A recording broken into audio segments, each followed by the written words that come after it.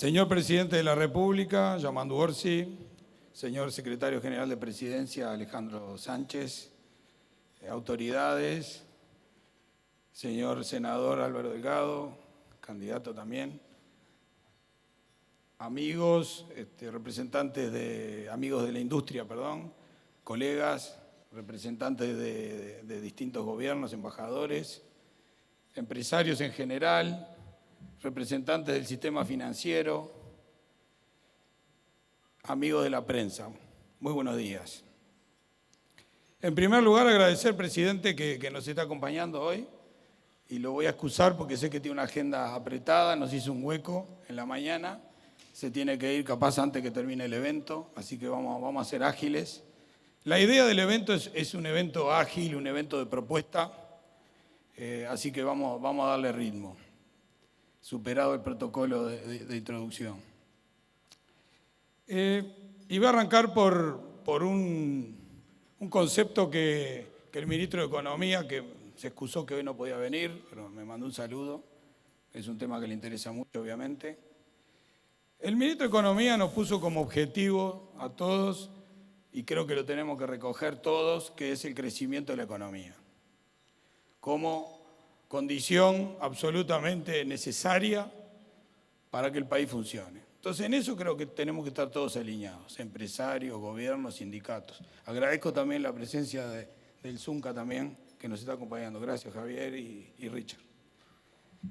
El crecimiento no se hace así nomás y no se hace por arte de magia, se sustenta en inversión. Para que exista inversión, tiene que haber condiciones. Algunas de las condiciones el país las tiene, casi que están incorporadas, intrínsecas, pero con eso no basta. No basta con las condiciones que ya sabemos que tenemos la democracia estable, que no es menor, pero tenemos otras cosas, otros deberes que deberíamos hacer. Desde nuestra Cámara, de nuestra industria, hace tiempo venimos viendo esto, no es porque el ministro de Economía actual lo puso en el tapete, de hecho el ministro hasta lo cuantificó, habló que deberíamos llegar al orden del 20% más o menos del Producto Bruto de inversión entre público y privado, sabiendo que lo privado ahí representa el 75% más o menos, ¿no? Hay que generar condiciones para tener esos volúmenes de inversión, ¿no? Hoy estamos del orden del 15, 16. Muy pocas veces se llegó en el país al 20%. Pero no le voy a spoilear la presentación al economista Muncho.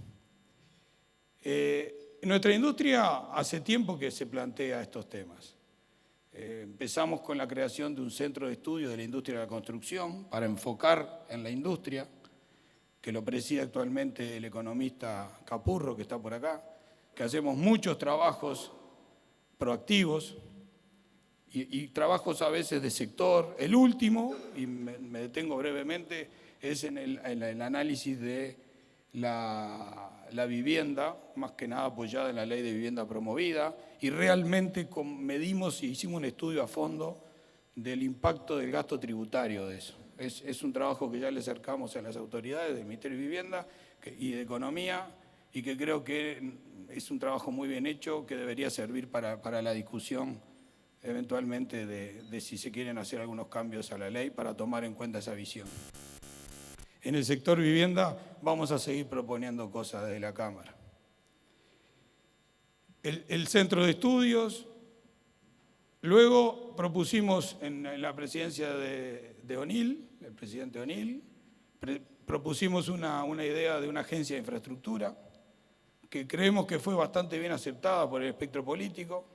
Esperamos que eso pueda seguir avanzando bajo la forma que le parezca mejor, pero creemos que esa capacidad de planificar proyectos grandes en un país a un periodo más largo que 5 años es fundamental, y es fundamental para todo lo que vamos a hablar hoy también. Pero creemos que esa es una necesidad. No estoy hablando de agrandar el Estado, no estoy hablando de aumentar el gasto, estoy hablando de redistribuir capaz algunas funciones, algunos recursos, pero creemos que esa es una idea que nosotros pusimos arriba de la mesa como industria y hay que seguir empujándola. Y creemos que está brotando la plantita por ahí. El año pasado, para seguir con esta secuencia de aportes que creemos, porque creemos que tenemos el derecho de hacerlo, pero tenemos la responsabilidad también como empresarios de proponer cosas. El año pasado y antes de la campaña electoral, a sacarla del barullo de la campaña, hicimos en este mismo lugar un evento de un repaso, si se quiere, de las distintas herramientas, instrumentos para financiar proyectos. Y ahí tuvimos aquí mismo un montón de especialistas, economistas, abogados, financiadores, que dieron la visión de la caja de herramientas, vamos a decirlo así, que tiene el Uruguay para financiar proyectos exitosos o herramientas exitosas como fueron las PPP, luego aparecieron los CREMAF, las concesiones que son de antes todavía, sin olvidarse también la obra pública, pero todo ese tipo de herramientas las estuvimos analizando acá y tengo que reconocer que en aquel momento era candidato, pero el presidente Orsi vino a esa presentación y estuvo acá tomando nota, así que alguna cosa capaz que sirvió. Y hoy estamos en una acción un poco distinta. Ya pasó el periodo de las elecciones, les dije por qué habíamos hecho eso mucho antes de las elecciones para no meterlo en las elecciones y ahora dejamos pasar las elecciones, tenemos un nuevo gobierno, tenemos autoridades, pasaron los primeros semanas, meses del nuevo gobierno y nos pareció que era momento también para poner otro elemento arriba de la mesa que tiene que ver con propuestas, ideas para el desarrollo de la infraestructura del país. Y bueno, para hacer eso le pedimos al economista Ignacio Munjo, que no precisa presentación para todos los que estamos acá, conocemos bien el currículum de Nacho, y le pedimos, le propusimos, si él no agarraba ese desafío, lo tomó como todo lo que hace él, con muchísima gana y profesionalismo, trabajó, hizo un trabajo, mejor dicho, está haciendo un trabajo, que lo va a presentar ahora, y que es el que lo voy a invitar a ver, y ya voy invitando a Nacho a pasar acá. Adelante, Nacho, gracias. Y le voy contando cómo va a ser la modalidad, porque hoy nos ahorramos el presentador y me toca a mí la changa de hacer de presentador. La modalidad es, va a presentar el economista Munjo, unos 45 minutos. Sabemos que el presidente se tiene que retirar antes, así que ya está excusado. Y si no, puede correr la otra actividad, ¿no?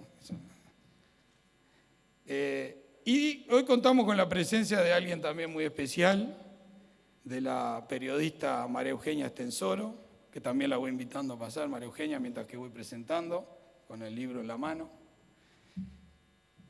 Gracias. No.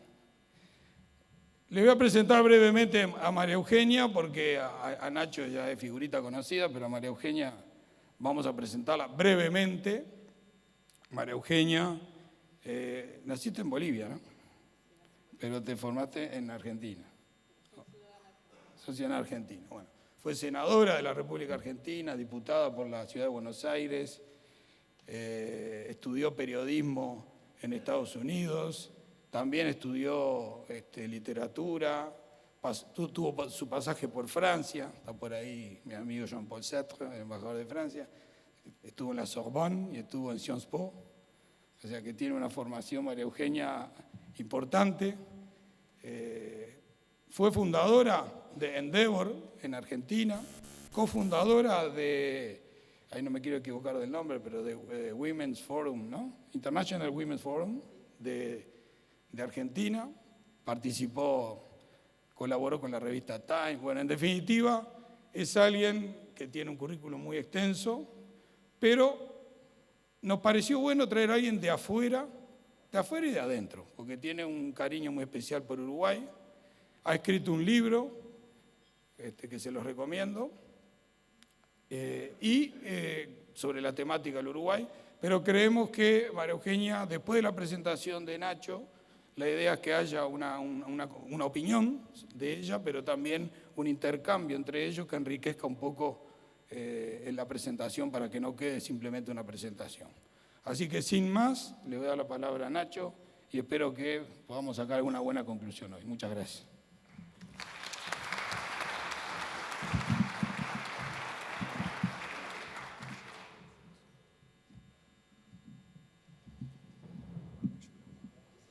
Buenos días, autoridades nacionales, departamentales, empresariales. Es un placer y un gran gusto poder compartir con todos ustedes reflexiones mirando hacia adelante, como nos gusta hacerlo, con un gran desafío, ¿no? Nosotros, cuando tomamos este proyecto junto con la Cámara, nos propusimos soñar un poco, pensar en grande. Y la verdad que llamamos así a la presentación, en parte porque es el objetivo de esta presentación. Yo voy a presentar mucha información, pero desde una perspectiva impresionista. No voy a entrar en detalles, porque ya van a ver ustedes que entrar en detalles implicaría para cada uno de los puntos hacer un evento especial. El objetivo aquí es grande, es poder llenar con números lo que se planteó el propio ministro de Economía, de cómo hacer para que el Uruguay llegue a pasar del 16 al 20% de inversión en porcentaje del PBI. Cómo poner sobre la mesa 16.500 millones de dólares en el quinquenio para que por año se logre 3.200 plus que hay que ponerle arriba de la inversión usual del Uruguay. Bueno, la verdad, fue un gran trabajo para seleccionar proyectos que están en la vuelta, pero que son muy complejos de llevar a cabo y tendrían un gran impacto en el Uruguay. Tanto proyectos desde el punto de vista productivo como desde el punto de vista social, con impactos enormes a nivel de todo el país.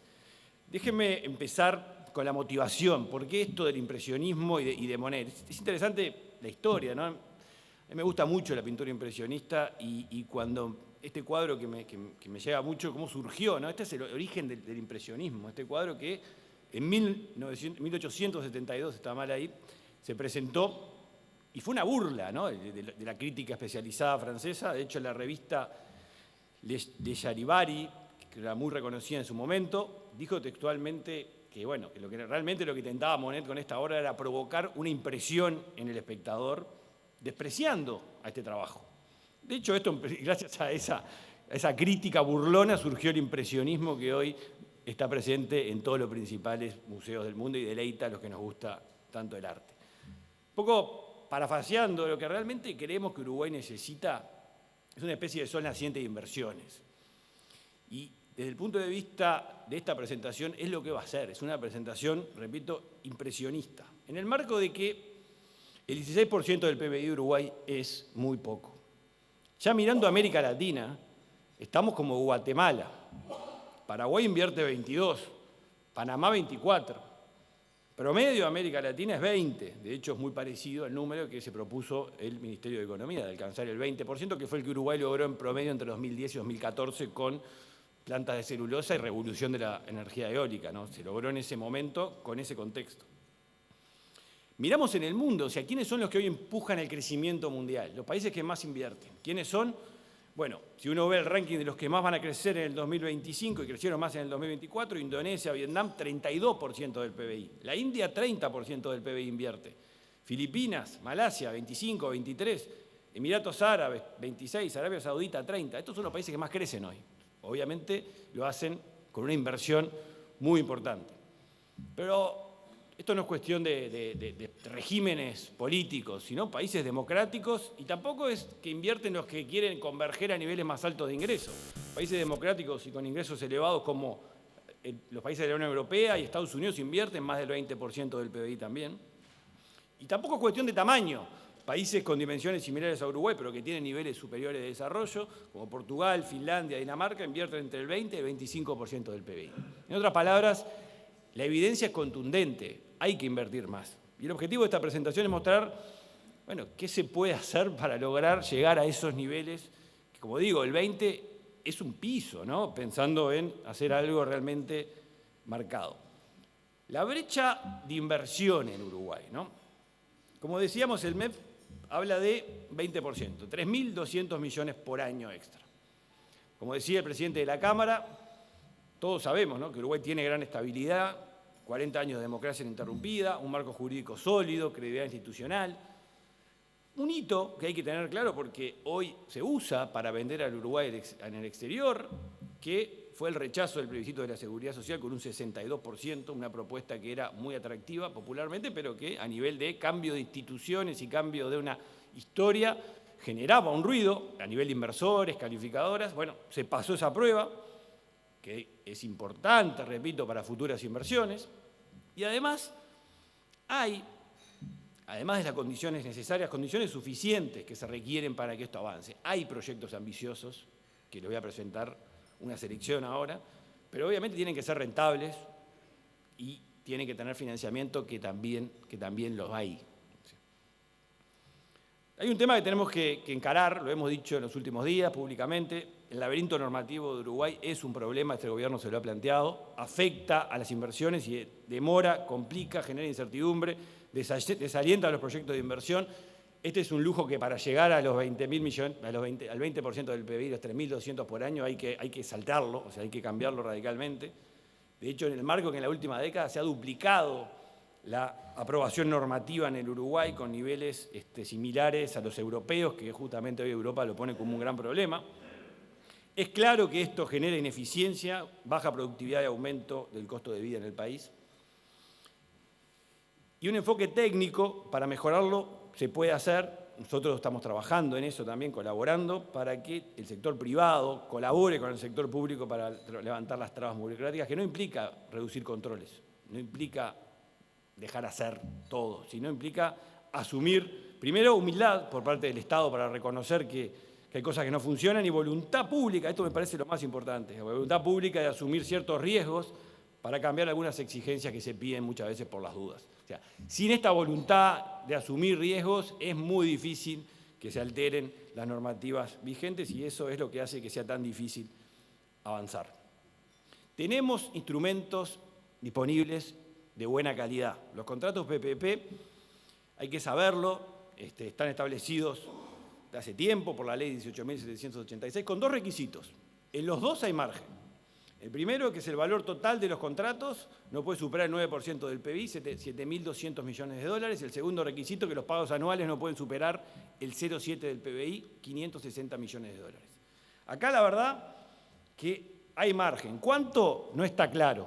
Hemos consultado al Ministerio de Economía y esto es medio misterioso. Y creo que se tiene que mostrar la información concreta y precisa, porque semana pasada salió en prensa un monto de alrededor de 2.500 millones de dólares de contratos vigentes, lo cual daría que hay mucho margen, pero por parte del Ministerio de Economía se dice que es más, y la realidad es que no hay información pública disponible, y es importante, pues hay que analizarlo con información.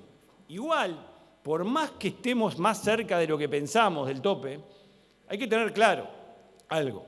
Es un tope autoimpuesto por Uruguay. Lo que el Fondo Monetario establece a nivel internacional como sugerencia es que los topes tienen que estar alineados con la sostenibilidad de largo plazo de la deuda del país. No es ese 9% un número fijo, tampoco el 0,7 del PBI. Son números que se pueden cambiar. Uruguay los puede cambiar por ley, como está establecido en la ley que impulsó a las PPP. Por lo tanto, no es que estamos restringidos, estamos autorrestringidos, que podemos esto revisarlo si es necesario, si el margen que queda para seguir usando es escaso, que hay que verlo con claridad, porque repito, no están las cifras claras.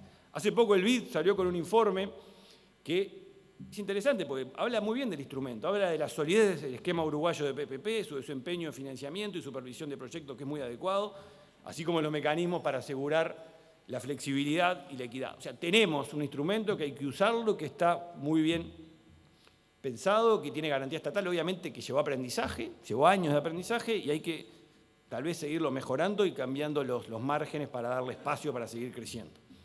Y también hay fuentes potenciales grandes de recursos. O sea, el mercado de capitales tiene los ahorros vigentes, actuales, invertidos en distintos lugares. Te voy a poner números para que nos demos cuenta que no es un tema de recursos, es un tema de estructuramiento de la inversión para que circule hacia los proyectos. En la SAFAP hay 22.000 millones de dólares. En la Bolsa de Valores de Montevideo hay un ahorro gestionado por corredores de uruguayos de 8.000 millones de dólares. Hay activos propiedad de inversores regionales que son administrados por asesores de inversión en las zonas francas del país por 38.000 millones de dólares. Hay acceso a fondos de inversión, aquí presentes algunos de ellos, que quieren invertir en el Uruguay, extranjeros, y en los mercados internacionales Uruguay tiene acceso para muchos de estos proyectos. Cada vez que uno viaja, como lo hacemos regularmente a Washington, hablamos con fondos y siempre hay disponibilidad para prestarle más a Uruguay, siempre obviamente que haya proyectos estructurados.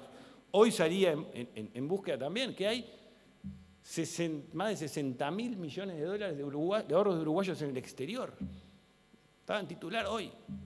Bueno, son recursos que están disponibles, invertidos afuera, como es correcto que así sea, pero si se le ofrecen alternativas atractivas en el Uruguay, ¿por qué no pensar que puedan también querer invertir acá?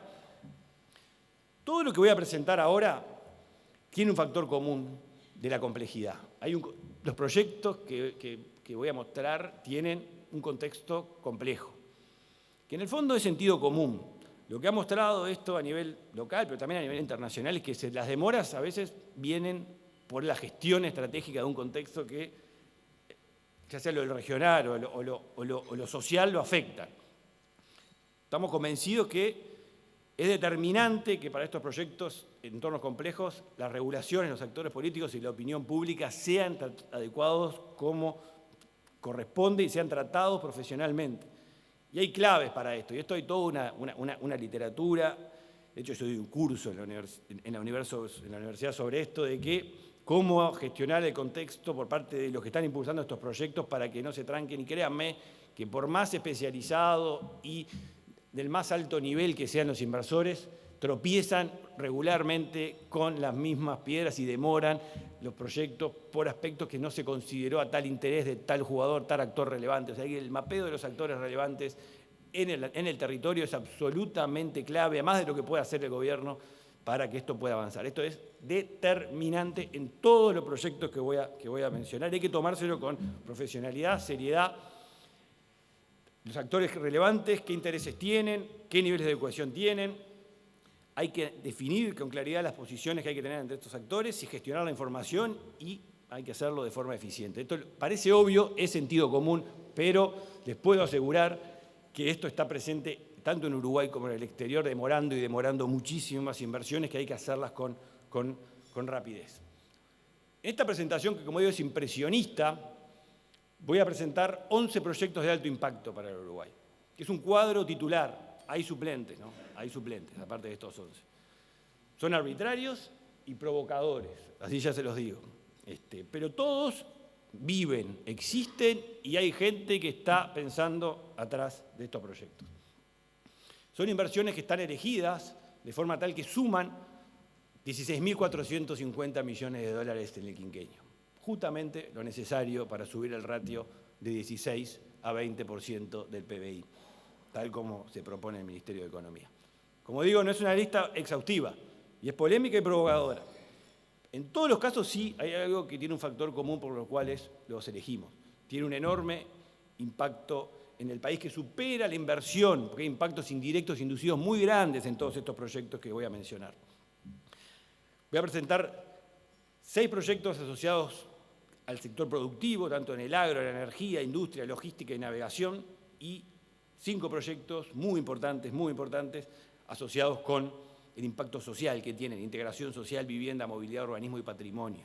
Hay uno que está de esto de impacto social, que hay antecedentes muy buenos, y me lo quiero anticipar, que tiene un antecedente muy exitoso en Canelones. Por eso, antes que el presidente se tenga que retirar, quiero decirle que hay uno que está inspirado por una experiencia muy buena de impacto social muy fuerte en Canelones, que tiene que ver con el baby fútbol. Y el proyecto acá busca expandirlo a nivel de todo el país.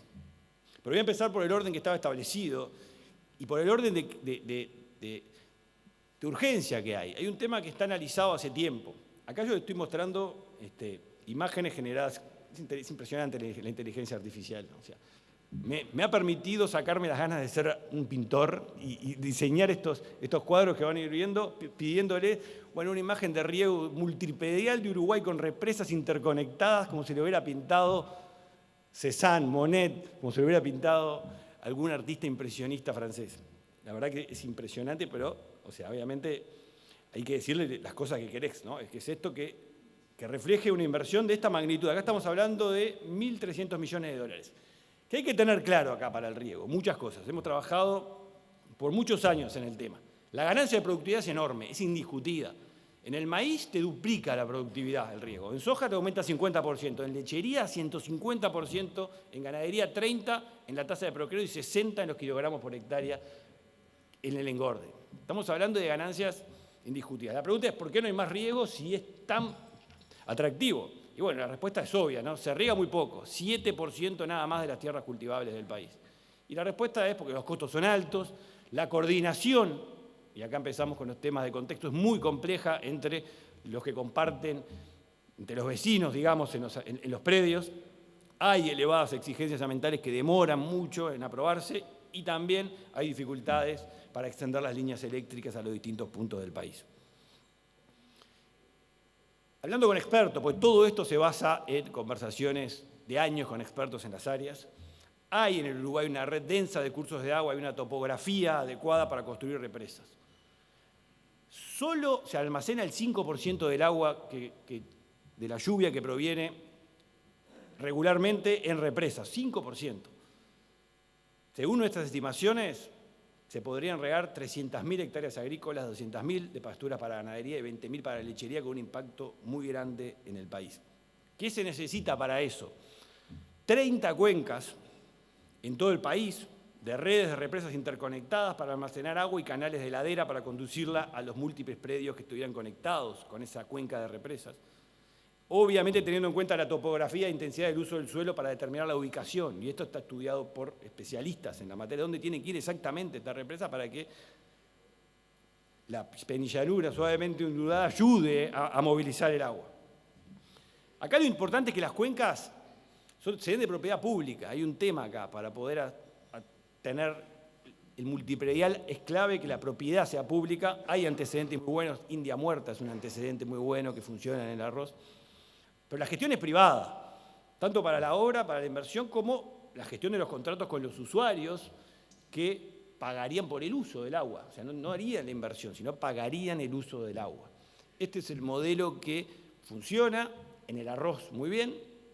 ¿Por qué no extenderlo a otros cultivos del Uruguay? Esa es la gran pregunta que uno tiene que hacer, y el Estado tiene un rol central acá para la coordinación, porque sabemos que esto no ha funcionado del riego multipredial, en gran parte porque es muy difícil coordinar a los actores privados involucrados.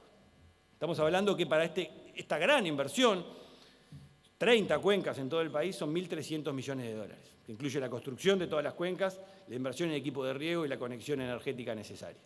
1.300, son 16.500, ¿no? O sea, yo quiero poner la magnitud de lo que estamos hablando cuando hablamos de pasar del 16 al 20, ¿no? Hay un proyecto que está público, que es avanzado, que tiene que ver con la producción de energía en el departamento de Paysandú, un proyecto de 6.000 millones de dólares, que quiero simplemente poner los principales puntos sobre la mesa. No voy a entrar en detalle, pero sí para que tengamos claro qué es lo que hay atrás. Una empresa de primer nivel internacional, GIF Global, está impulsando la instalación de esta planta para producir combustibles a partir de hidrógeno verde en Constancia, en el departamento de Paysandú, que Uruguay lo dejaría líder mundial en esto. O sea, es una planta de primera tecnología que Uruguay lo posiciona como líder en la producción de este tipo de combustibles. Es una planta que combina hidrógeno verde con dióxido de carbono, aquí gran parte suministrado por Alur, o sea, tiene un componente importante la relación con Alur, y produce metanol, que básicamente se transforma en un tipo de gasolina verde que se puede utilizar en todo el sistema vigente en el Uruguay. Y tiene grandes, obviamente, oportunidades en el mercado internacional, que es quien compraría fundamentalmente esto, ¿no? O sea, estamos hablando de magnitudes gigantescas de energía que superan, obviamente, la capacidad de consumo del Uruguay. Se volvería uno de los principales sectores exportadores del país. Para asegurar la provisión energética necesaria en el proceso de electrólisis, que es complejo, y cumplir con los estándares de sostenibilidad exigidos.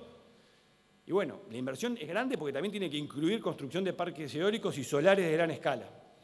El proyecto está en una etapa avanzada de planificación, de aprobación, y se espera que en el 2026, si todo va bien, se puedan iniciar las obras. Estamos hablando de 2.000 millones para la construcción de la planta y 4.000 millones para infraestructura energética, solar y eólica, línea de transmisión y obras complementarias como una reserva de biodiversidad junto al río Uruguay.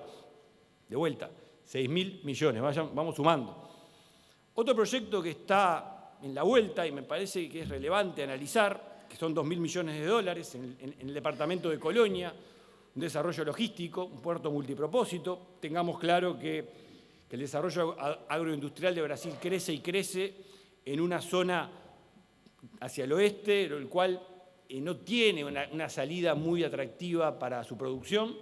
Estamos hablando que este desarrollo brasileño deja más de 60 millones de toneladas para movilizar por la hidrovía Paraná-Paraguay y que se espera que llegue a 90 en el año 2030. Acá hay una carga muy relevante que ofrece a Uruguay una gran oportunidad de logística para vender servicios, generar empleo y agregar valor industrial, con obviamente una inversión asociada que es el dragado a 14 metros de los canales que van desde Nueva Palmira hasta el Océano Atlántico. Esta es una inversión grande esta propuesta, pero que tiene asociado un potencial muy grande en Martín Chico, ahí frente a la isla Martín García, exactamente frente a la isla Martín García, para hacer una terminal portuaria, que es una plataforma que sea capaz de transferir parte de esa carga brasileña desde barcazas fluviales a buques oceánicos. Es una terminal que podría incluir plantas industriales destinadas al procesamiento de carga en tránsito, producción de aceites, biocombustibles y el desarrollo de astilleros, eso también me parece importante, necesarios para la navegación y la reparación de barcazas, remolcadores, también en embarcaciones recreativas. Es un proyecto que desarrolla una zona importante del país. Es una inversión estimada también de 2.000 millones de dólares, que incluye el dragado, que es grande, la señalización, muelles, silos, tanques, cintas, equipos de manipuleo y transporte. Son 400 hectáreas, 150 de área portuaria y pulmones verdes y 250 reservadas para el parque industrial. Esto está ahí, hay que ver cómo sigue. Sigo hablando de proyectos relevantes para el desarrollo energético del país. Un gasoducto que vaya desde Montevideo hasta Ceguá para conectar Argentina y Brasil. ¿Esto qué implica? Tengamos claro algo. Es verdad que Uruguay tiene una matriz energética que se ha vuelto renovable y es ejemplo a nivel mundial. Y hay planes, obviamente, para electrificar la movilidad y promover los combustibles verdes, como veíamos recién con el hidrógeno verde. Pero el gas natural es complementario a todo esto y su capacidad de respuesta inmediata a demandas específicas es consistente también con los objetivos de descarbonización. Hay una realidad. Argentina está apostando por una expansión ambiciosa de su producción de gas y su transporte, con la mira puesta en Brasil, dada una caída indudable de la producción de Bolivia que abastece gran parte de Brasil. El abastecimiento de Brasil por parte de Argentina ya es viable en parte por la construcción del gasoducto que ahora se llama Perito Francisco Pascasio Moreno, el ex Néstor Kirchner, y que aumentaría en la medida que siguiera aumentando el desarrollo de Vaca Muerta. Acá hay una oportunidad que depende de nosotros agarrarlo o no. Argentina puede ir directamente a Brasil sin pasar por Uruguay. Va por el costado y no pasa. Ahora, Uruguay podría beneficiarse de una red de distribución robusta, sostenida por una fuente cercana y abundante, si logra incorporarse a esta integración entre Argentina y Brasil con un gasoducto que cruce todo el Uruguay. Para ello se puede aprovechar parte del gasoducto Cruz del Sur, que conecta a Buenos Aires con Colonia, y extenderlo hasta llegar a Ceguá, Cerro Largo, y a partir de ahí, pasando por Pelotas, que llega hasta Porto Alegre, que es un gran pico de demanda. Estamos hablando de una obra significativa que no solo puede abastecer polos industriales en el recorrido, y esto es parte de la lógica que tiene atrás los proyectos, sino que a su vez podría llegar hasta abastecer de gas natural a precios competitivos a la mitad de la población urbana. Estamos hablando de una inversión de 600 millones de dólares para construir este gasoducto en el tramo uruguayo, 450 kilómetros, que, según especialistas que hemos hablado al respecto, podría ser financiado por el cobro de tarifas por el uso desde Brasil para el pasaje a través de Uruguay, que tendría a su vez uso interno y abastecimiento interno. Proyecto atractivo, pero como todos, complejo, 600 millones. La industria del hierro, una industria que ha sido analizada en el Uruguay, que no tuvo éxito, pero tenemos que entender por qué no tuvo éxito. Lo que es una realidad, señores, acá es que hay hierro de altísima calidad en el Uruguay, y esto está comprobado en Valentines, 24 millones de toneladas con 40% promedio de hierro puro, compuesto de hematita, martita y magnetita, que son las principales categorías relevantes en el hierro, y como digo, sabemos que es de alta calidad. También, obviamente, ¿qué se ha sabido en todos estos años que el proyecto no ha podido avanzar? Lo primero, que el impacto en el ambiente de la minería es menor a lo que se pensaba y que Uruguay tiene una normativa vigente que prevé controles eficaces en el proceso adecuado de evaluación ambiental. También es claro que hay un proceso de deterioro del paisaje, que hay que analizarlo y que el proyecto tiene que tener un claro cierre de obras con garantía financiera suficiente. Son cosas que hay que ir sabiendo. ¿Qué es lo nuevo de esto? Que el hierro en sí mismo, como producto final, no es atractivo por la volatilidad que tiene el precio en los mercados. Es clave agregarle una etapa de industrialización cercana al hierro para producir pellets, industria de primera transformación, que se llama, que se le agrega valor, genera puestos de trabajo y asegura un precio que no tiene tanta volatilidad, para lo cual es clave contar con energía, contar con gas. Y ahí es donde también se hace necesario que sean consistentes los tiempos de estos proyectos, además de obviamente contar con el agua. La inversión estimada para una extracción anual de 18 millones de toneladas de hierro, para que ingresen como insumo a plantas de pellet, para construir en la zona, sería 2.000 millones de dólares. Y vuelve otro también, que se van a reír, pero es realidad. O sea, está presente la posibilidad de avanzar en un puerto de aguas profundas, una inversión aproximada de 1.000 millones de dólares, que ha pasado desde el año 2011, que estuvo sobre la mesa el tema. Uruguay no ha avanzado en un puerto de aguas profundas en Rocha. El argumento, obviamente, de que no se avanzó con la producción y extracción de hierro es uno, pero también estaba una tendencia que se ha consolidado de la utilización de buques de gran calado en el comercio internacional, que se ha intensificado. Tengamos claro algo, que el calado de 20 metros, que es natural en Rocha, permite atraer graneleros, Capesize y portacontenedores post-Panamax, que son muy utilizados y llegan a los puertos de Brasil y no bajan, no llegan a Montevideo ni menos a Buenos Aires, y que mueven gran parte del comercio internacional. Es un puerto que no competiría con Montevideo, como tuvo su preocupación en su momento cuando se habló de este tema, ni con Nueva Palmira, ni con nuevas iniciativas como la que mencioné anteriormente en la zona de Martín Chico. Es un puerto que tendría un rol complementario, especializado en contenedores de gran escala, que se podría integrar plenamente al sistema portuario nacional y del Mercosur.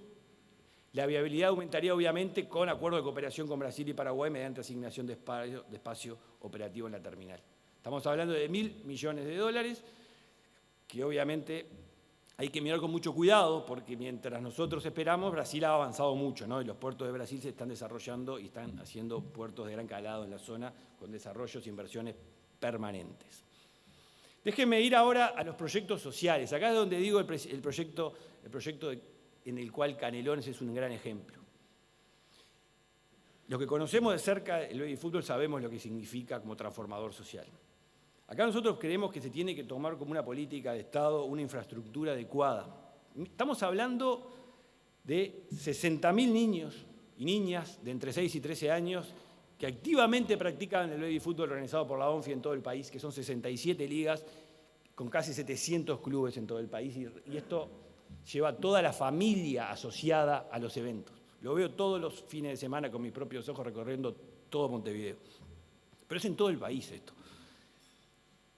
Más allá del semillero deportivo, que es otro tema que genera, que es un ejemplo mundial, el baby fútbol uruguayo, es una gran plataforma de integración social temprana, formación en valores y construcción comunitaria. Nosotros hemos medido el impacto que tiene y hace unos años mostramos que los niños que pasan por el proceso del baby fútbol tienen una mucho menor incidencia proporcional que los que no pasan en el mismo contexto de entrar en instituciones del INAU o con instituciones que lidian permanentemente con menores en conflicto con la ley. O sea, hay un impacto directo, hay una capilaridad territorial y un anclaje en actores locales que lo convierten en un instrumento de enorme impacto en política pública, con impacto en salud, convivencia y desarrollo. Decía el antecedente de Canelones, donde se invirtió en mejorar las condiciones de 74 canchas del departamento mediante un plan de iluminación integral y tuvo impactos tangibles en seguridad, inclusión y convivencia, tema que hemos hablado con el nuevo intendente de Canelones y sabemos muy bien de cómo el cariño que se le ha puesto a este proyecto. Creemos que se tiene que expandir a todo el país. Hay 700 canchas, como digo, en todo el Uruguay. Hay solo 120 que cuentan con césped sintético, iluminación adecuada y buenas instalaciones. Mejorar las 580 restantes tendría un costo unitario estimado de $300.000. Hay que ponerlas bien, pero ponerlas bien no es solo, esto es más ambicioso que el de Canelones. Y esto es una inversión de $170 millones que créanme que tiene un impacto social y transformador impresionante en todo el país. Pero hay proyectos sociales incluso más ambiciosos que estos que hay que atender. Los asentamientos. Es una deuda histórica del país. Vivienda, saneamiento y esparcimiento en conjunto. Y acá nosotros realmente fuimos a un proyecto ambicioso. ¿Cuánto costaría erradicar los asentamientos del Uruguay? Y pongámosle números. A pesar de los esfuerzos de todos los gobiernos, porque esto ha estado siempre presente, Uruguay tiene todavía 190.000 personas que viven en más de 550 asentamientos irregulares sin acceso formal a la vivienda. 190.000 personas, hoy. El desafío de integrar estos hogares a la formalidad y a la convivencia social sin reproducir las fragmentaciones urbanas, que son cada vez más complejas, ni concentrar vulnerabilidades, como digo, es de larga data y de extremada complejidad. Acá, como digo, esto implica asumir la provocación de algo que es complejo. El Plan Avanzar, y estoy poniendo números de verdad, el Plan Avanzar intervino en 108 asentamientos en todo el país, plan del gobierno anterior. Se beneficiaron a 50.000 personas con una inversión total de $480 millones, con un costo promedio por hogar de $35.000. ¿Cuánto sale extender entonces estas soluciones habitacionales manteniendo más o menos esos costos a los 70.000 hogares que viven en condiciones precarias? Estamos hablando de $2.500 millones, incluyendo los gastos de saneamiento y construcción de espacios verdes. Es mucho dinero. Pero créanme que esto, cuando uno lo habla con fondos internacionales que quieren invertir en Uruguay, consideran este tipo de inversiones. Y te preguntan, ¿pero cuánto Uruguay necesitaría emitir en los mercados para solucionar este problema? $2.000 millones, $2.500 existen. Obviamente son decisiones contundentes, pero estos son los tipos de temas que tenemos que poner sobre la mesa, creo yo, para poder mirar hacia adelante. Hay temas también que están sobre la mesa, que es el tema de la movilidad. Hay proyectos, se está avanzando, sabemos que el gobierno está avanzando junto con las intendencias.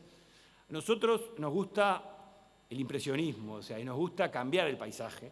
Por eso, más que mejores ómnibus, nos gusta que hayan tranvías. ¿Y por qué? Porque tiene otro impacto visual. Montevideo tiene sabemos todos, una gran expansión del parque automotor que se duplica cada 10 años sin cambios significativos en la infraestructura vial, y es indudable que hay aumento de tiempo de espera y deterioro de espacio urbano. A pesar de esta congestión, y lo que es interesante, el transporte privado sigue siendo el que ofrece tiempos menores de traslado, lo que resulta en un sistema que profundiza las desigualdades de la movilidad urbana. Encuesta de opinión pública, ¿qué es lo que dicen con claridad? La gente quiere cambios estructurales que mejoren la movilidad, y una amplia mayoría se muestra a favor de reintroducir el tranvía en el país como parte del sistema urbano. El tranvía es en el mundo una solución generalizada. Está presente hoy en más de 350 ciudades con poblaciones superiores a los 2 millones de habitantes. Un ejemplo concreto, con población similar a Montevideo, Valencia, con 1.600.000 personas, y funciona perfectamente con energías obviamente renovables. Ofrece altos niveles de seguridad, 0 emisiones, reducción del ruido urbano. Cada unidad puede transportar hasta 200 pasajeros, el equivalente a 130 automóviles particulares. No hay duda de que esto es mejor, esa es la verdad. Se podría introducir una línea de tranvía entre el Pinar y Plaza Independencia. Se está analizando esto, obviamente, se está avanzando. Son 33 kilómetros que se pueden hacer en 70 minutos, lo que reduciría 40% los tiempos de viaje actuales. Obviamente este recorrido aprovecha los grandes corredores, lo que demuestra la literatura a nivel internacional es que los grandes corredores son muy útiles. El tema es que se ponen esos corredores y las alternativas existen. 18 de julio, Avenida Italia, San Atasio, 25 estaciones a lo largo del trayecto. Obviamente hay proyectos detallados de esto, no es el objetivo de esta presentación, sino ponerlos todos juntos y mostrar que hay proyectos para sumar. La demanda de viajes es 90.000 diarios, 60.000 provenientes del transporte urbano, 24.000 del suburbano y 4.400 de vehículos particulares. Es relevante tener un nodo estratégico en el Parque Valle, a la altura del Estadio Centenario, aprovechando el movimiento cultural, hospitalario, residencial, comercial que hay en la zona, y estamos hablando de $550 millones. Solo esta línea, que después obviamente se podría extender a otras partes de la zona metropolitana. Atado con esto y atado con la realidad del Uruguay, que las oportunidades existen, está la mejora del Parque Valle. Un centro espectacular de urbanismo que lamentablemente se ha vuelto difícil de circular y difícil de vivir. Con una inversión de 230 millones de dólares se podría hacer un cambio radical en la zona. Y ahí la imagen esa que hice con inteligencia artificial toma como base la propuesta que existe ya de remodelar el Estadio Centenario con el partido, o capaz que más de uno, de sede del Mundial de 2030, como una oportunidad única para impulsar la transformación urbana necesaria en la zona del Parque Valle. Esa es una bala que hay que ver cómo la aprovecha el Uruguay. El partido o los se van a jugar, hay que ver si aprovechamos para mejorar una zona que tiene que mejorarse el país. El entorno reúne condiciones excepcionales, concentración de servicios de salud, educación, recreación y cultura, con un gran valor urbanístico y potencial de logístico como nodo de movilidad metropolitano, como decíamos en la parte anterior. El proyecto de renovación del estadio que ya está presente habla de 130 millones de dólares para adaptarlo a estándares internacionales, techado completo, renovación total de la Tribuna América con locales, comerciales y oficinas adentro, 130, a lo cual es necesario, consideramos relevante, tener un proyecto de estacionamiento subterráneo con 1.000 plazas, con una inversión estimada de 60 millones de dólares, para desagotar el Parque Valle. También sería necesario invertir 40 millones en reurbanización paisajística, veredas, corredores peatonales, ciclovías, iluminación inteligente, mobiliario urbano, drenaje sostenible e integración del futuro nodo de transporte metropolitano ahí. Todo sumado son 230 millones de dólares para remodelar realmente el Parque Valle, esa joya que tenemos en el medio de Montevideo y que, como todos sabemos, no luce ni es funcional como podría serlo. Aprovechemos esta oportunidad que tenemos. Y cierro con la última, que también es una deuda histórica que tiene el Uruguay con la recuperación de la Ciudad Vieja. Con 100 millones de dólares en el quinquenio se puede hacer realmente la diferencia. Tengamos claro algo. El valor de la Ciudad Vieja es muy grande, tanto histórico como cultural, conserva una riqueza arquitectónica muy poco común en América Latina, con notables ejemplos de estilo neoclásico, Art Deco y Art Nouveau. En los últimos años, y hay que decirlo y tenerlo claro, muchos no lo tienen presente, la Intendencia de Montevideo hizo una serie de intervenciones con el objetivo de frenar el deterioro físico y demográfico de la zona. En el 2021 se lanzó el programa Late Ciudad Vieja, que impulsó el Parque Lineal Reconquista y la ampliación de áreas peatonales. La Oficina de Rehabilitación Urbana ofrece préstamos sin intereses y subsidios para restauración de fachadas y la cartera de tierras para vivienda busca incorporar fincas abandonadas para transformarlas en proyectos habitacionales. Muy importante esto del 2024, que se apruebe un proyecto por parte de la Junta Departamental para reactivar Ciudad Vieja. Esto es a mediados del año pasado, con una exoneración de 10 años de contribución inmobiliaria y tasas departamentales que se extiende por 3 años más a aquellos proyectos que sean sustentables. Se eliminan tasas de permiso de obra, se flexibilizan requisitos para facilitar la rehabilitación de construcciones antiguas y se exime la obligación de construir estacionamientos para edificios de menos de 25 unidades, que era una tranca para poder avanzar. Desde el sector inmobiliario que ha analizado esta propuesta dicen que está muy bueno, pero hay que acompañarlo de mejoras sustanciales en la seguridad ciudadana y en la infraestructura en general. No alcanza solo con esto. Entonces, la realidad es que la Ciudad Vieja, como todos sabemos, tiene desafíos estructurales. Da pena realmente recorrerla, los que vamos seguido después de las 7 de las 6 de la tarde. Pero la realidad es que con incentivos contundentes, más que los que se presentaron, y una fuerte intervención en seguridad ciudadana, este patrimonio puede ser una plataforma de rehabilitación social. Y hay evidencias internacionales que son concretas. Yo invito a pensar en una, muchos de acá deben haber estado por ahí, el casco antiguo de Panamá. Tiene un tamaño similar al de Montevideo, es comparable. Es una fusión arquitectónica de estilos colonial español, francés, neoclásico y Art Nouveau. Pasó del abandono total y absoluto a ser un vibrante polo turístico comercial que hoy lo puede ver cualquiera que haga escala en Panamá. Estaba mucho peor que nuestra Ciudad Vieja hace pocos años atrás. ¿Qué hizo el gobierno panameño? Desplegó un paquete agresivo de incentivos fiscales para atraer inversión privada con fuertes exoneraciones, mayor seguridad y créditos preferenciales para la restauración edilicia. El resultado fue tangible y contundente. Mejoró la seguridad, se restauraron espacios públicos, surgió un ecosistema urbano, bares, restaurantes, hoteles y tiendas de diseño que redefinieron el paisaje del casco antiguo y hoy es un centro del turismo local e internacional. Revertir el deterioro de la Ciudad Vieja se puede, pero requiere una inversión de 100 millones de dólares para el quinquenio que incluye restauración patrimonial pública, más allá de las exoneraciones que se puedan hacer, mejorar el espacio y, sobre todo, invertir en seguridad.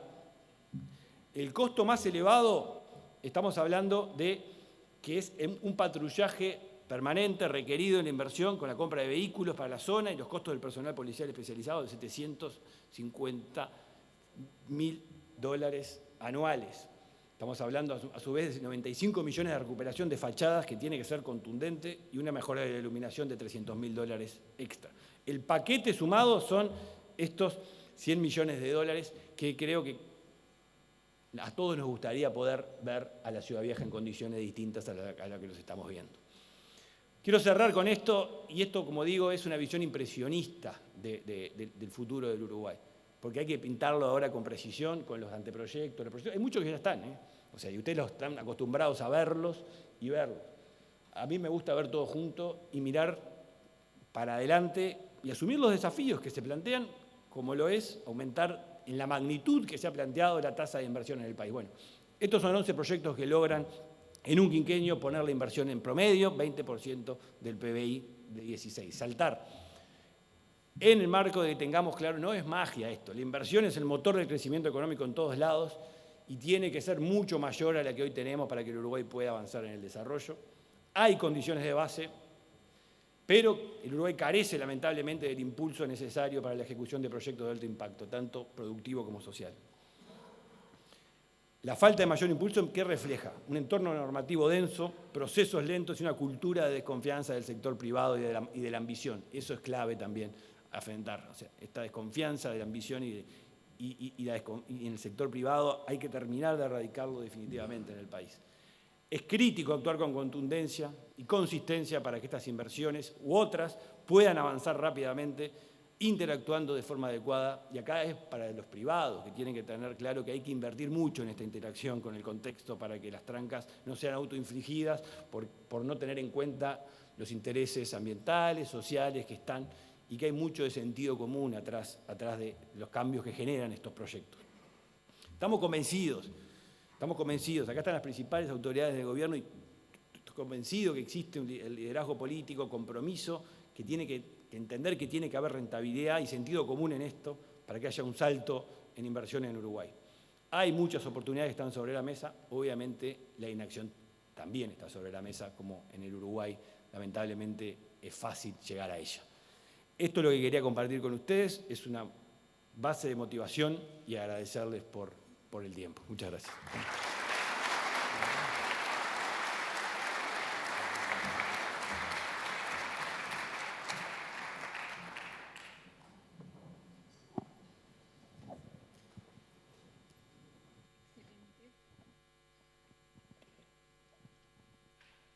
No sé si...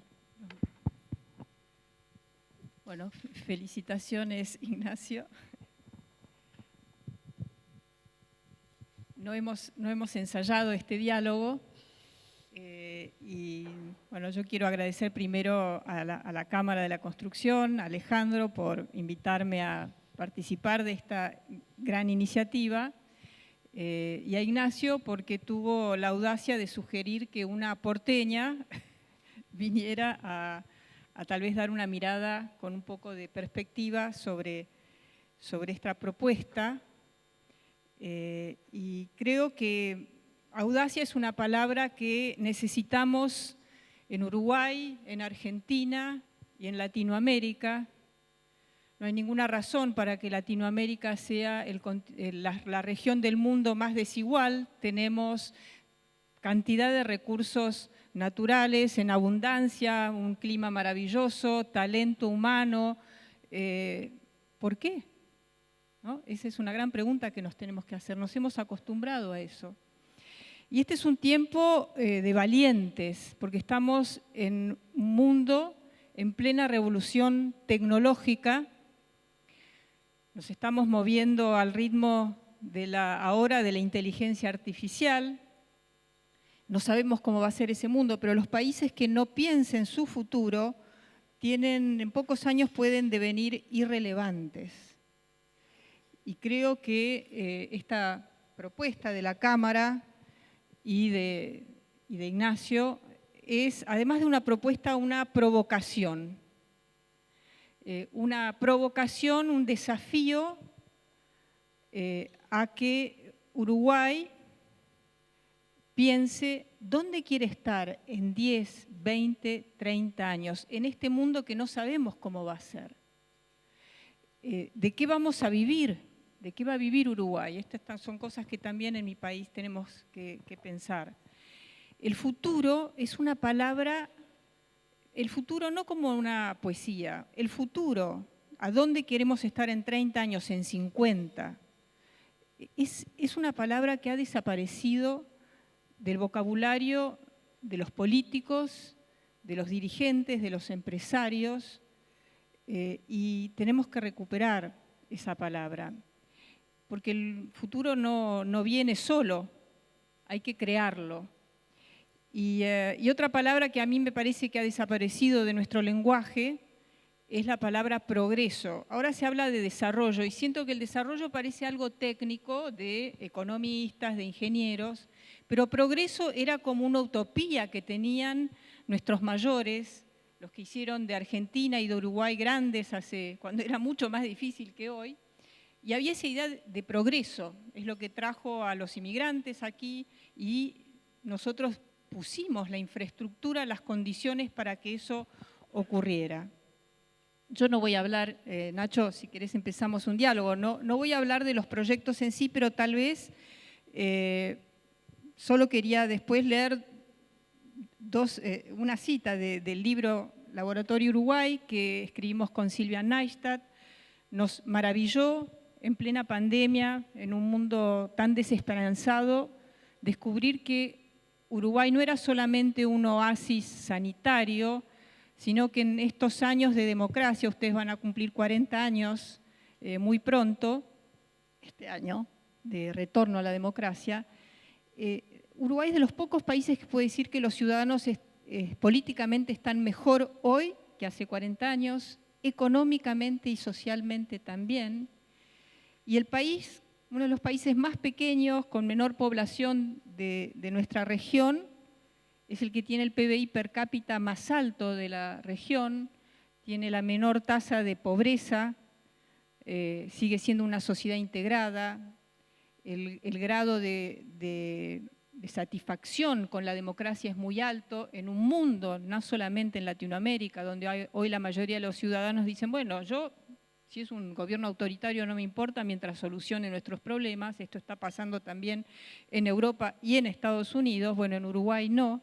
Esas son unas ventajas enormes. Cuando hablo del PBI, que es asombroso, el PBI de Uruguay hoy es de $22.000 per cápita, el de Chile, que fue se habló del milagro chileno, es de 17.000, de la Argentina de 11.000, Brasil, el gigante, 9.000. Eso debería, y uno dirá, bueno, pero me dicen a veces, porque Uruguay es pequeño. Les cuento, China tenía un PBI per cápita de $1.000 por habitante en el año 2000. Hoy es de 12.000. O sea que los países, y es un país que no es que es chiquito y tiene pocos habitantes, es una decisión que toman los países. Uruguay tomó decisiones importantes en estos 40 años y decisiones muy importantes a partir de la crisis de 2002. Por eso está donde está, pero no alcanza. Hoy es una de las democracias más plenas, está en el puesto 14 a nivel mundial, el podio de los 20 países que son democracias plenas, pero no alcanza, porque el mundo no nos va a esperar, está avanzando en una velocidad increíble y, como dice el trabajo, yo tuve la suerte de leer todo el trabajo de Nacho, la infraestructura es la columna vertebral del desarrollo. Y entonces creo que de eso se trata. Por eso creo que esto es una provocación. Una de las cosas que nos dijeron a Silvia y a mí durante esta investigación, uno de los entrevistados, bueno, nosotros somos orgullosamente, los uruguayos somos orgullosamente lentos. Y otros nos dijeron, bueno, tenemos cierta aversión al riesgo. Este es un tiempo de valientes. No de temerarios. Temerario es aquel que toma decisiones sin importarle las consecuencias y generalmente pensando en sí mismo y no en los demás. Valiente, para tener valor hay que tener valores, un sentido de responsabilidad. y no es responsable no tomar las decisiones contundentes que hay que tomar en este momento para no convertirse en países atrasados e irrelevantes en el siglo XXI. De eso creo que es lo que esta propuesta, esta agenda que la Cámara de la Construcción o este debate que quieren iniciar, creo que se trata de eso, de cómo creamos nuestro futuro.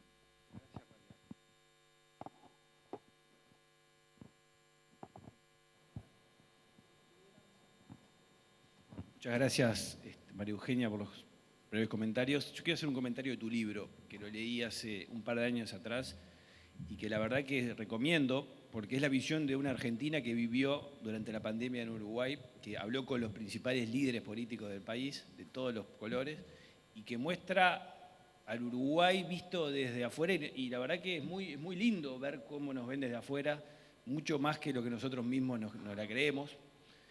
Pero también es un poco triste el mensaje, ¿no? Eso se lo decía el otro día para Eugenia, o sea, como diciendo, bueno, pero Uruguay tiene que dar el salto, tiene que animarse un poco a avanzar, salir de la tibieza para realmente poder despegar. Tiene todo, están todas las condiciones dadas. Y cuando surgió esta idea con Alejandro de mover el avispero, lo primero que hice fue acordarme de ese libro, porque era el punto de cierre de ese libro, que Uruguay tiene todo, pero le falta el salto final.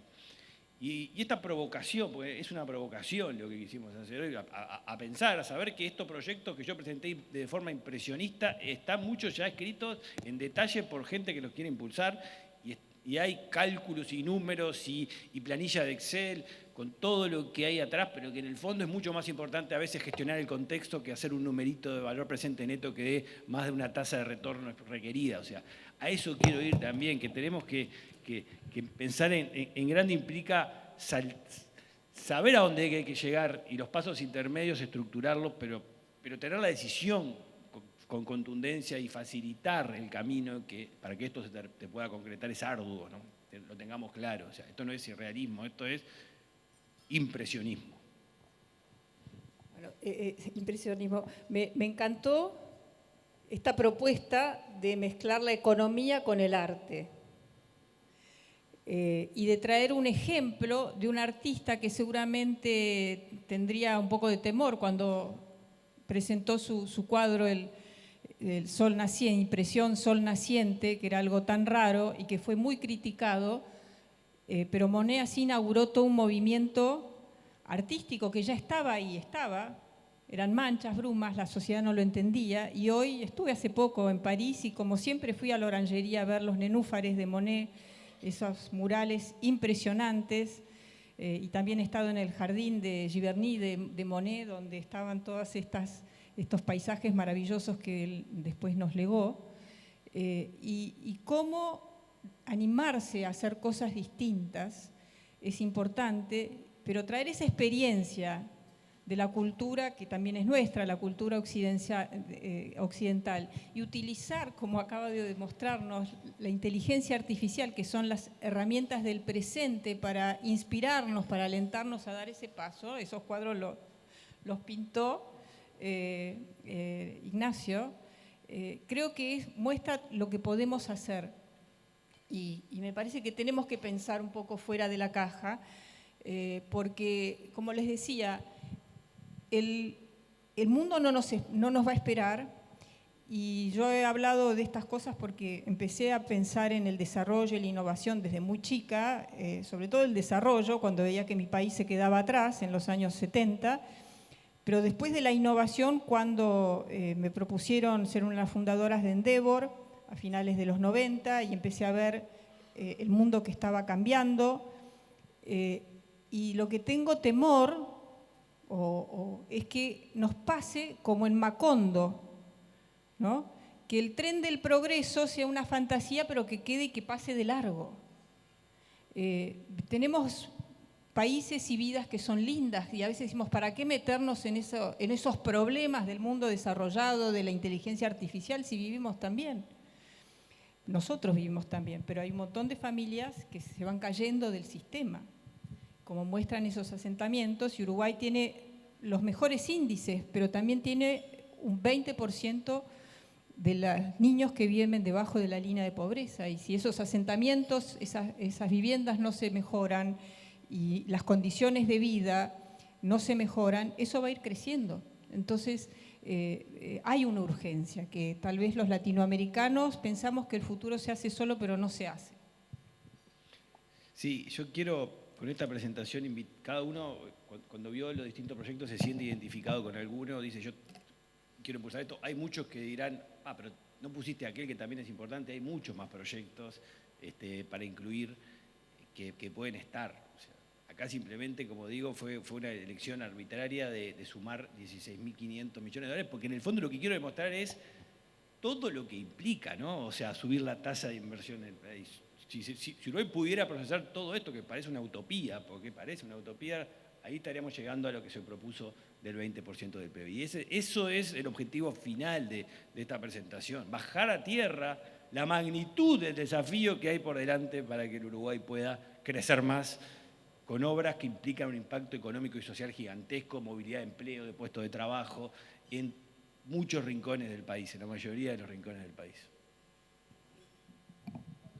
Lo entrevistamos a Mujica, él nos contó que él había impulsado la ley de riego, si no me equivoco, pero cuando leí que solamente el 7%, ¿no?, del país tiene riego, es eso que nos conformamos con, bueno, la naturaleza es pródiga, Uruguay tiene mucha agua, pero si vemos cómo se puede multiplicar la producción, el segundo país que más exporta alimentos en el mundo es Holanda, un país pequeñito como el tamaño de Misiones, todo con riego y tiene unos invernaderos verticales.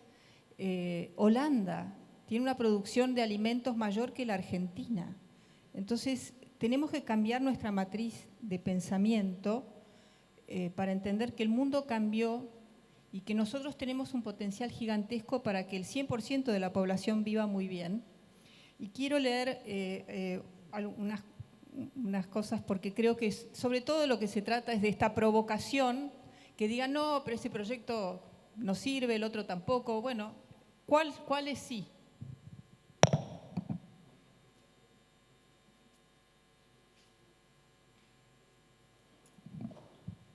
Este libro, Laboratorio Uruguay, que es un Hablaloas de Uruguay, tiene un capítulo que se llama Futuro, la palabra olvidada. Y dice, futuro es la palabra que anima este libro, el horizonte que guió nuestra investigación, el futuro de Uruguay, el futuro de la Argentina y, ¿por qué no?, de América Latina. El futuro, esa mirada larga, ese legado para las generaciones venideras que curiosamente no figura en el vocabulario de nuestros gobernantes y dirigentes. Paradójicamente, la visión de futuro fue lo único que inspiró a San Martín a cruzar los Andes en condiciones imposibles y a Artigas a enfrentar al mismo tiempo al gobierno centralista de Buenos Aires y al imperio de Brasil. El futuro desvelaba a los constituyentes orientales cuando en 1830, inspirados en la Constitución norteamericana y las ideas de la República Francesa, esto era un desierto, acuérdense, sancionaron su Carta Magna. El futuro obsesionaba a Sarmiento cuando imaginó un país en el que la educación pública obligatoria, laica y gratuita fuera la plataforma del progreso y el ascenso social de todos los ciudadanos en igualdad de condiciones. Una idea revolucionaria para una sociedad dominada por las clases altas y la Iglesia Católica. Esta visión también impulsó a José Pedro Varela a hacer lo mismo en Uruguay. Tenía 32 años de edad.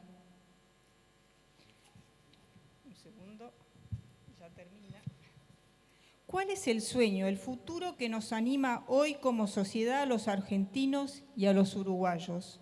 ¿Cuál es nuestra visión de país, nuestra estrategia para los próximos 50 o 100 años? Creo que estamos hablando de eso. Y cuando conocí a Ricardo Pascale, en esta investigación que hicimos, encontré un alma gemela que además como economista tenía las ecuaciones económicas que demostraban un poco esta idea de que si no planeamos el futuro, y él decía, tener la macroeconomía estable es fundamental Y tener la macropolítica también es fundamental, pero no alcanza para asegurar el desarrollo. Hay que tener, como decía, esta audacia y como nos propone Ignacio y Alejandro, provocar y dar ese salto. Uruguay necesita dar el salto, lo puede hacer y además mostraría un camino para el resto de la región. Así que eso es lo que quería decir y después que también lo decís en tu informe, que está escrito como un economista, pero también tiene partes muy poéticas. No sé si puedo leerte también, porque creo que eso también va a inspirar.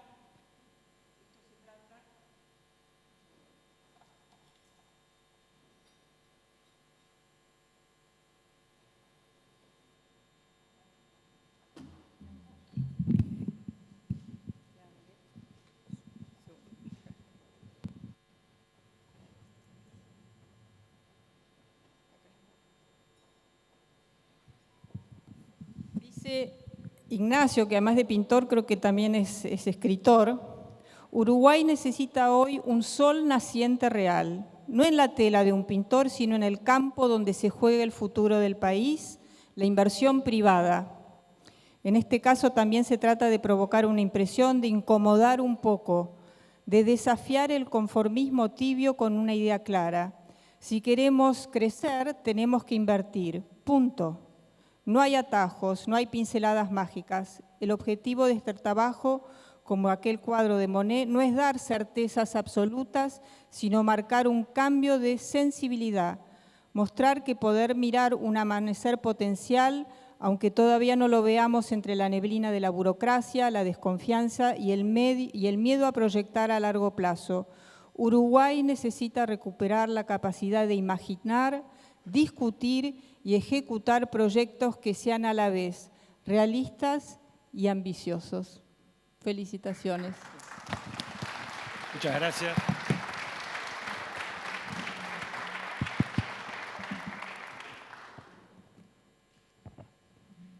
No, simplemente para dar un cierre, agradezco mucho a los dos, Ignacio, María Eugenia, y gracias a todos los presentes. Y bueno, nos quedamos con algunos deberes.